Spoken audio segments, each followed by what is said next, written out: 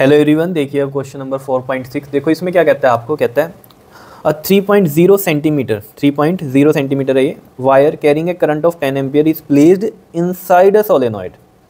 देखो एक सोलेनॉइड है, इस तरीके से सोलेनॉइड होता है, ठीक है। इस सोलेनॉइड के बीच में क्या है, आपके पास एक वायर है 3 सेंटीमीटर की, ऐसे पड़ी है वो। तो इसका जो मैग्नेटिक फील्ड होता है सोलेनॉइड का, तो आपको पता है कैसा होता है, यूनिफॉर्म होता है इस तरीके से बीच में इसके, ठीक है ना।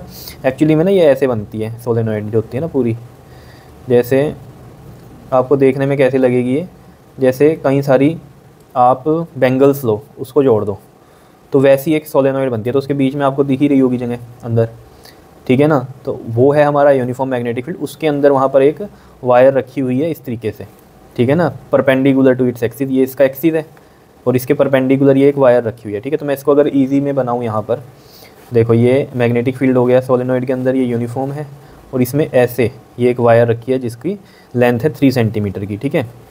लेंथ कितनी है इसकी, 3.0 सेंटीमीटर, मतलब 3 पॉइंट हटाएंगे ना तो पॉइंट हटेगा तो 10 लगेगा, तो 3 सेंटीमीटर ही बोल सकते हैं। और मीटर में करने के लिए इसको 3/100 कर देंगे मीटर में, ठीक है। करंट हमें पता है कितना है, 10 एम्पियर का है इसमें, और इसको सोलेनॉइड में प्लेस कर दिया। The magnetic field inside the solenoid, जो मैग्नेटिक फील्ड है यूनिफॉर्म वाला, वो कितना है, 0.27 टेस्ला है। What is the magnetic force on the wire, तो वही है, फोर्स का फॉर्मूला क्या होता है हमारे पास, I/B/L और साइन थीटा।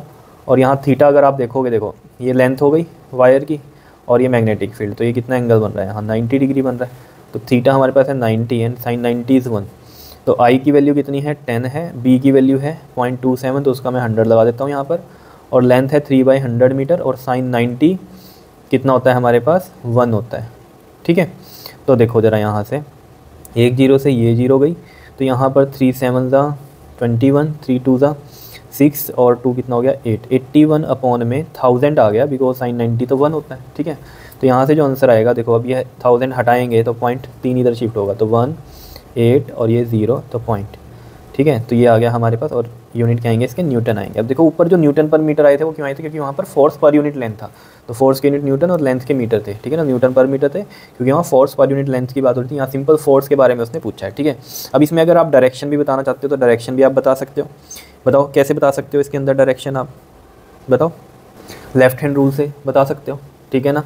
ये फोर्स, ये मैग्नेटिक फील्ड और ये करंट, फादर मदर चाइल्ड, सी से करंट, मदर से एम से मैग्नेटिक फील्ड और ये फोर्स। तो ये आप इसमें डायरेक्शन इसको देख के आप बता सकते हो। देखो जैसे मैग्नेटिक फील्ड इधर है, ठीक है, और करंट जो है हमारा इस तरफ मान लो, इसमें नीचे की तरफ जा रहा है, मान लो ऐसे करंट, ये मैग्नेटिक फील्ड।